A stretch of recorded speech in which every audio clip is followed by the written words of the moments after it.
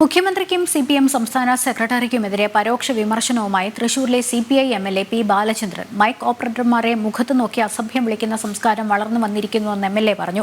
സാങ്കേതിക തകരാർ നോക്കാതെയാണ് ഇതെന്നും പി ബാലചന്ദ്രൻ പറഞ്ഞു. യന്ത്ര സാങ്കേതിക തകരാറുകളെ കുറിച്ചോ ഒന്നും അപ്പോൾ ആലോചിക്കില്ല. മൈക്ക് ഓപ്പറേറ്ററുടെ മുഖത്ത് നോക്കി തെറി വിളിക്കുന്ന ഒരു സംസ്കാരമാണ് ഇന്നുള്ളത്.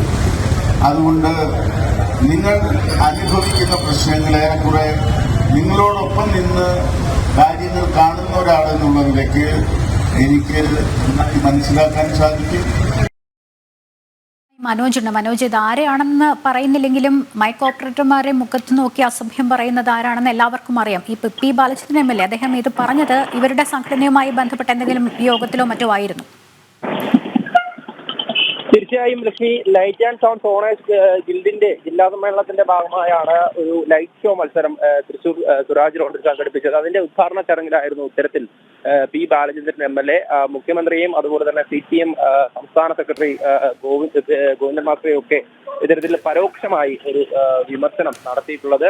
ഇതിൽ തന്നെ നമുക്കറിയാം, ഈ കഴിഞ്ഞ കാലങ്ങളിലൊക്കെ തന്നെ മൈക്ക് ഓപ്പറേറ്റർമാരുമായി ഇത്തരത്തിൽ അവരെയൊക്കെ തന്നെ ശാസിക്കുന്ന മുഖ്യമന്ത്രിയുടെയും അതുപോലെ തന്നെ MV ഗോവിന്ദനും ഒക്കെ ഈ ദൃശ്യങ്ങൾ പുറത്തു വന്നിരുന്നു. അതൊക്കെ തന്നെ എല്ലാ പരിപാടികളിലും മുഖ്യമന്ത്രിയുടെ പരിപാടികളിലൊക്കെ മൈക്ക് പണിമുടക്കുന്ന ഒരു സാഹചര്യം ഉണ്ടായിരുന്നു.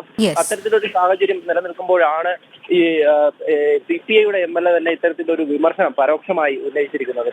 ശരി, മനോജാണ് വിവരങ്ങൾ നൽകിയത്.